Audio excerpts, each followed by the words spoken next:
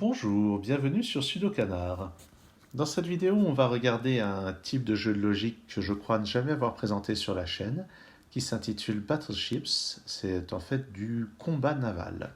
Et il s'agit d'un problème ici, ou plutôt de 3 grilles, qui ont été proposées par l'auteur allemand Roland Voigt dans un Beginner's Contest, un concours en ligne destiné en priorité aux gens qui débutent dans les jeux de logique. Le principe, c'est qu'il faut placer les bateaux qui sont là dans cette grille. Et selon les règles usuelles de la bataille navale, les bateaux ne doivent pas se toucher, y compris en diagonale.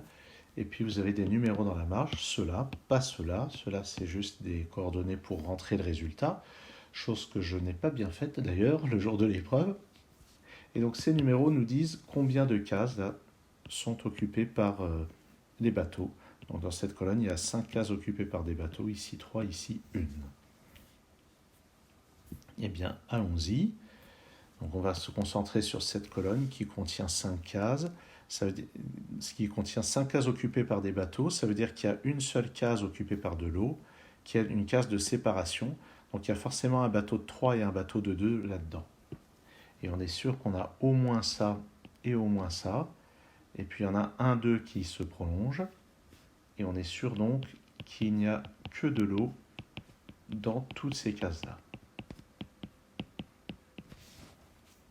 Et il nous reste à déterminer laquelle de ces 2 cases est occupée par un autre bateau. On sait déjà que tout ça, c'est déjà employé.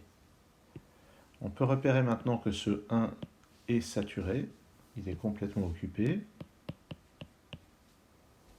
par cette case. Et il reste à déterminer ce qui se passe.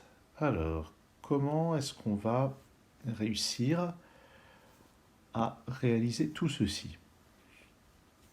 On peut déjà faire une remarque, c'est qu'il nous reste à placer il nous reste à caser un bout de bateau là-dedans et 4 bouts de bateau dans ces 3 colonnes. 5 en réalité, et on voit qu'il y en a 1 dans cette colonne, 3 dans cette colonne, donc il y en a 1 dans cette colonne, pour arriver au bon total. Et dans le lot, il y a un bateau de 2 et 3 bateaux de 1. Alors comment est-ce qu'on va faire ça? Est-ce qu'on met le bateau de 2 ici? Bien, si on essaye de mettre le bateau de 2 ici, on va remarquer une chose, c'est qu'à ce moment-là, il devient impossible de caser 3 bouts de bateau dans cette colonne, puisqu'il n'y a plus que 2 cases disponibles. Et c'est certainement à ça que sert le petit bout d'eau donné au départ. Donc le dernier de bateau de 2 n'est pas ici, ce qui indique que forcément, sur cette ligne, il y a une des 2 cases occupées qui est celle-là. Comme ça, et comme ça. Donc maintenant, on sait qu'il va y avoir une case parmi ces 2-là, et on sait aussi qu'il y a 3 cases là-dedans.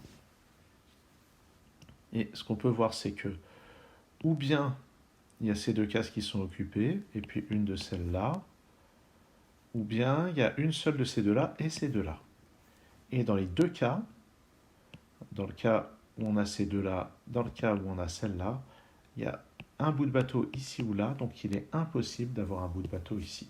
Et en fait, c'est le raisonnement général que j'aurais déjà pu faire au début. Quand j'ai dit un bout de bateau ici, en fait, c'est plus généralement, s'il y a un bout de bateau ici, ça condamne ces 2 cases, et il est impossible de réaliser ce 3. Donc on a aussi un bout de bateau là, et à cause de cet indice 1, on voit que ce bout de bateau est isolé, ce qui permet donc de condamner tout ceci. Maintenant, pour réaliser ce 3, on va être obligé de mettre un bateau de taille 2 comme ceci.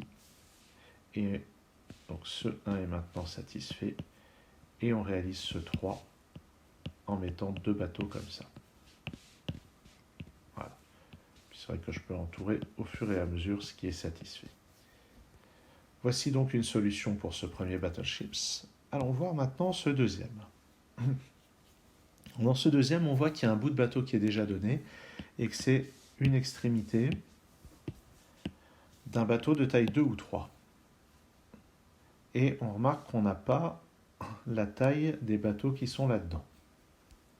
Mais c'est là que c'est intéressant, on voit que dans chacune des 4 lignes ici, il y a un bateau au total. Il y a un segment de bateau au total. Ce qui veut dire que sur ces 2 lignes, il y a un total de 6 segments de bateau. Et on sait qu'il y en a au moins 2 ici. Et alors regardons ce qui se passe si on essaye d'en mettre 3. Imaginons qu'on en mette 3 comme ceci. À ce moment-là, on voit que ça condamne tout ceci. Et là, on nous demande d'en mettre encore 3 là-dedans. Et c'est impossible, puisque si on en met 2 dans une direction, ça condamne les 2 autres cases. Donc ici, ça ne peut pas être le bateau de 3. Donc c'est forcément un bateau de longueur 2, comme ceci.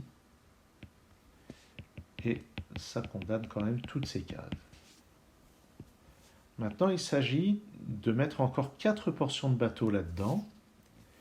Et on peut voir que si on essaye d'en caser un horizontalement, même un de longueur 3, de toute façon, ça va condamner tout le reste. Donc, on ne peut pas mettre de bateau horizontalement, ça va être forcément 2 segments de longueur 2 verticaux. Comme ceci, ce qui condamne toutes ces cases. Et on peut encore faire la remarque que là, on a un bateau de longueur 2, là, 2 bateaux de longueur au moins 2, donc il y a forcément le bateau de longueur 3 là-dedans. Et à ce stade, on voit dans cette colonne que c'est le bateau de longueur 2. Oui, je sais, je dis beaucoup à ce stade. Dans cette colonne, on a maintenant 2 bateaux de longueur 1. Donc cette colonne, cette ligne est complète, cette ligne est complète aussi. Ça, c'est complet. Et maintenant, sur cette ligne, il n'y a plus qu'une place disponible pour ce 1. Donc le bateau de longueur 3 est comme ceci. Et le dernier bateau de longueur 1 est ici.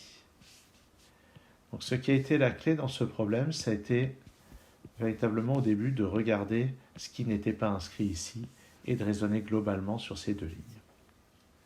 Je trouve ça très joli, c'est quand même une technique déjà un petit peu avancée. Passons au 3e problème, qui est cette fois sur une grille 8-8. Et là, on a beaucoup plus de bateaux. Dans les 2 précédents, on avait un total de 10 portions de bateaux. Maintenant, on en a 20. Il y en a 4 plus 6, plus 6 plus 4, ça fait 20. Et là, il y a beaucoup d'eau qui est donnée au départ. Il y a tellement d'eau donnée au départ qu'en fait, ça ne laisse pas beaucoup de possibilités pour mettre le bateau de longueur 4. Si on regarde bien, horizontalement, c'est impossible. Donc il va forcément être verticalement. Dans ces colonnes-là, il n'y a pas la place. Dans cette colonne-là, il y a la place, mais à cause de ce 3, c'est impossible de mettre un bateau de longueur 4. Et si on scanne les colonnes, on voit que c'est forcément dans la dernière colonne qu'il va y avoir le bateau de longueur 4. Il va occuper au moins ces cases-là, et ça condamne tout ça. Mais maintenant, ce 2, la seule manière de le satisfaire, c'est de mettre des bouts de bateau ici et là.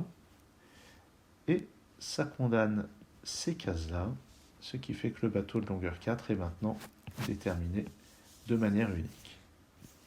Ce 1 est satisfait, donc je peux condamner toutes ces cases. Et on doit maintenant se demander...